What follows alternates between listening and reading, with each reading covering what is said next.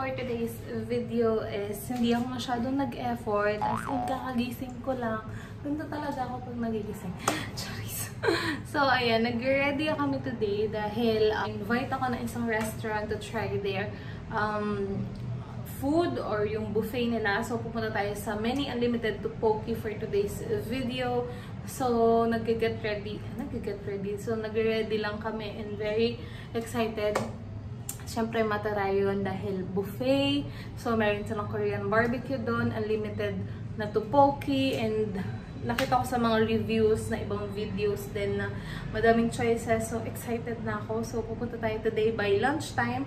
And it's currently 11. So, nag-ready lang kami. And actually, mag-grab lang kami papunta doon. Ang ganda ng kulot ko ngayon, guys. Sa lahat ng every kulot moments ko, ang ginagamit ko pa rin just in case interesado kayo. Napansin ko lang, ang ganda ng pagkakagawa ko ngayon. Well, every time naman, sobrang trusted ko talaga tong curler na to. As in, diba, na-review ko na to dito sa channel ko din. And, curler na to. As in, diba, na-review ko na to dito sa channel ko din. And, 1 year or 2 years na ba to? And, same pa din yun. Until now, ito pa rin yung gamit ko. Hindi pa ako bumibili ng bago kasi nga, okay pa siya. Like, walang nangyari after. And lagi ko pa yan ginagamit kasi nga, lagi ako pag nagayos ako ng buhok, sobrang bilis niyang gamitin. So, tingnan niyo naman. And sinuklay ko na to, guys, ha. Binrush ko na to. So, ayan, oh, diba? Nahahawi ko pa siya. And naglalast yung curl ko hanggang bukas na yan kung hindi ako maliligo. So, diba? Interesado kayo kung ano itsura ng pupuntahan namin, yung kakainan namin is tapusin niyo itong video na to dahil isasama ko kayo doon. So, let's go! Where did you go when I needed you most? Where did you go when I needed you most? Where did you go?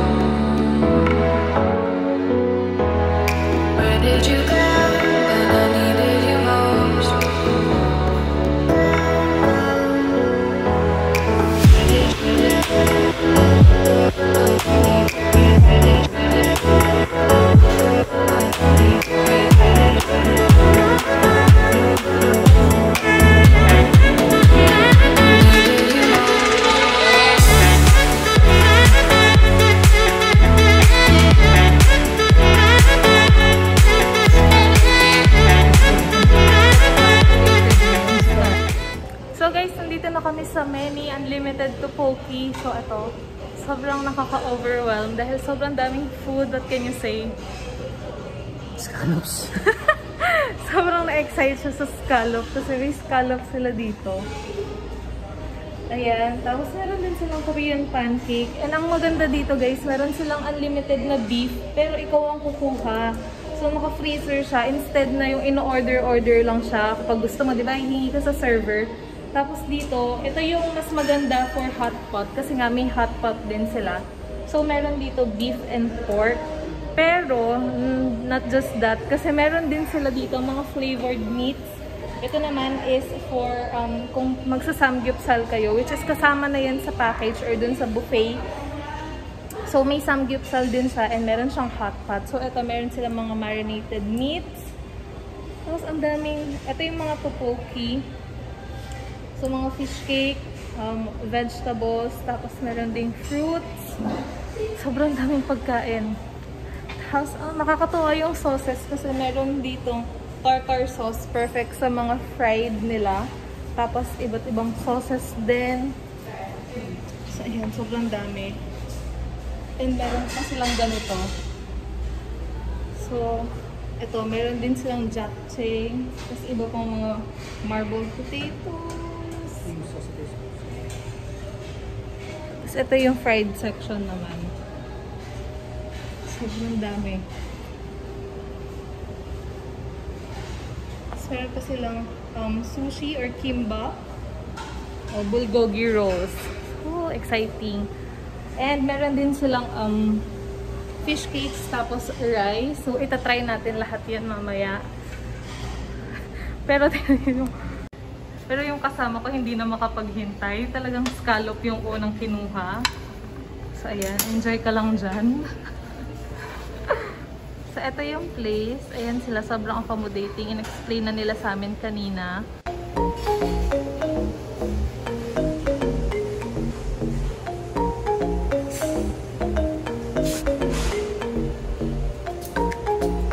Chicharong bulaklak. Oh. So, itatry natin lahat. Kasi mas na-excite ako dun sa mga sauces na kasama nito.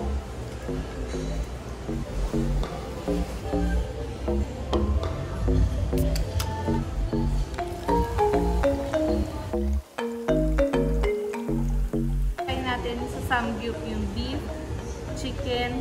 Chicken ba ito? Pork bulgogi. So, beef, pork bulgogi, tsaka yung cheesy pork.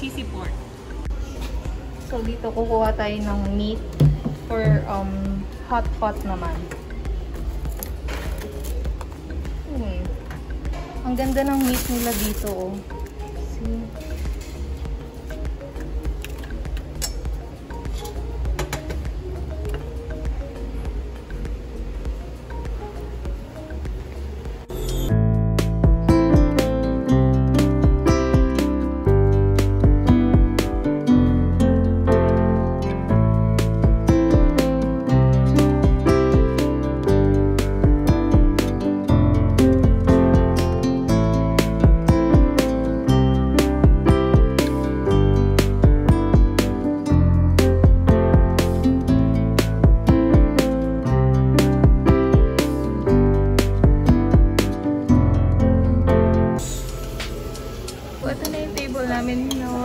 Start na tayo. So, meron samgyeopsal, tapos ito yung hot pot na kasama. Next to nung many na soup nila. So, parang yun yung house soup. Tapos, vegetable soup yung kabila. Nakakatuwa kasi ang daming sides. As in, sobrang daming sides and sobrang meat options. So, itong ring of cheese, hindi kasama to sa buffet. Separate payment. And yung half is egg and then half is cheese naman. Korean pan. Bihira to sa mga Korean. Ate. Sarap.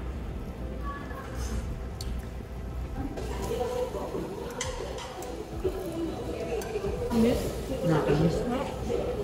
Nag-refresh yung sa ano.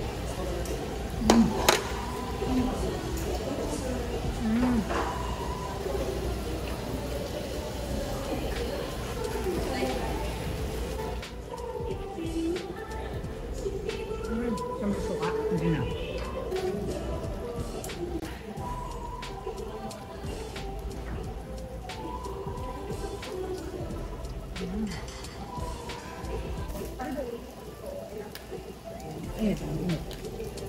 Ang sarap. Gusto eh.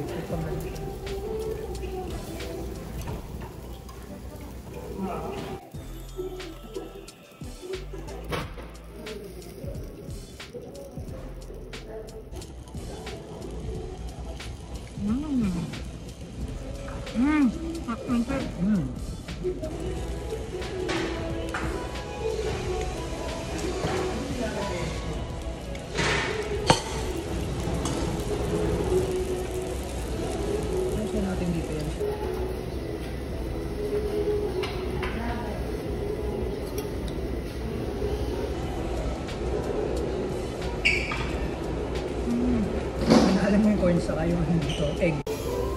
Round 2. Round 2, girl.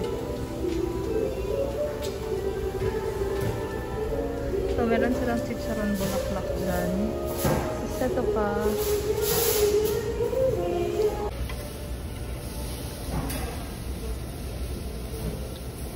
Scallop warrior.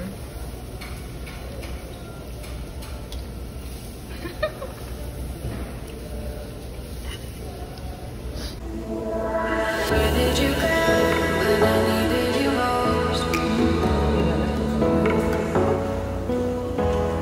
Where did you go when I needed you most?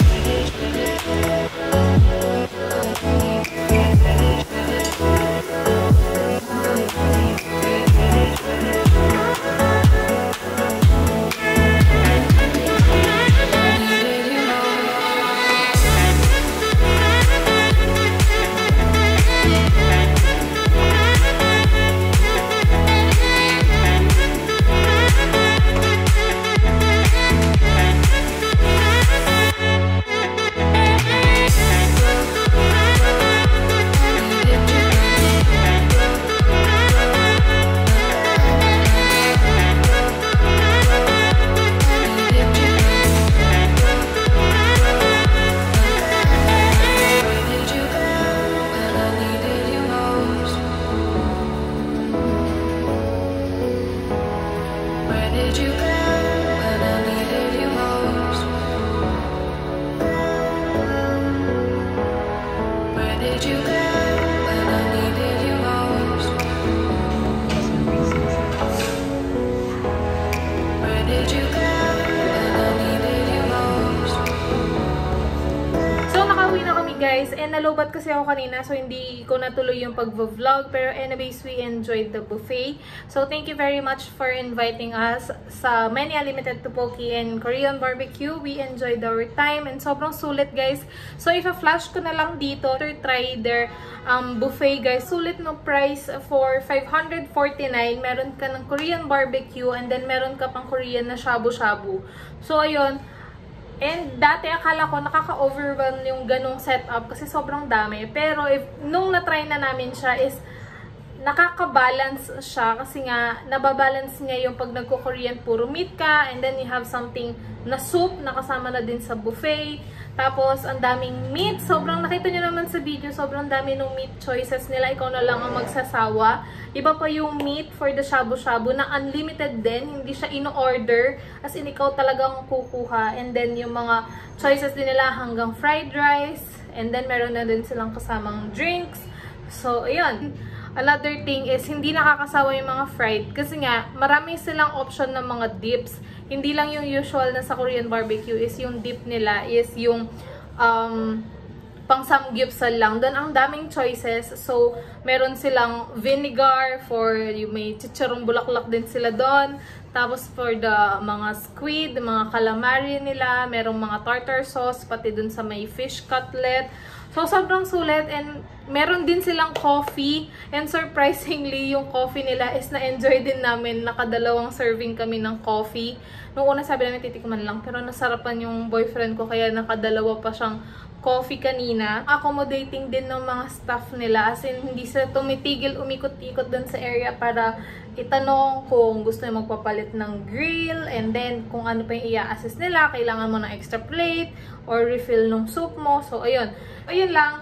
And dumaan lang din kami sa grocery kanina. Hindi na ako nakapag-vlog dahil nalobat nga ako. So, I hope you enjoyed this video. Don't forget to like, share, and subscribe. I'll see you on my next vlog. Bye, guys!